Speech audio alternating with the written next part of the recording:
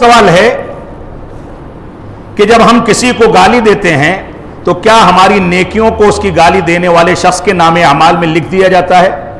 اس پرچے کا پہلا سوال ہے۔ سب سے پہلی بات تو یہ ہے کہ گالی دینا ہی حرام ہے۔ اگر آپ گالی دیں گے تو جس کو گالی دی ہے گویا آپ نے اس کی حق تلفی کی، اس کو اذیت پہنچائی۔ اس بات کا خدشہ ہے کہ آپ اس سے تلافی نہیں کر لیں گے اگر، تو قیامت کے دن آپ کے نیک اعمال اس کے کھاتے میں ڈال دیے جائیں اور اس کی برائیاں آپ کے کھاتے میں ڈال دی جائیں، جس کا تذکرہ دوران خطاب آیا تھا۔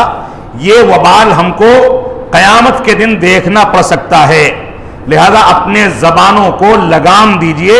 اللہ کے نبی صلی اللہ علیہ وسلم فرماتے ہیں کہ اگر کوئی اپنے دونوں داڑھوں کی درمیان کے گوشت کے لوتھڑے کی ضمانت دے دے یا دونوں پیروں کے درمیان کی شرمگاہ کی ضمانت دے دے تو میں اس کو جنت کی ضمانت دیتا ہوں۔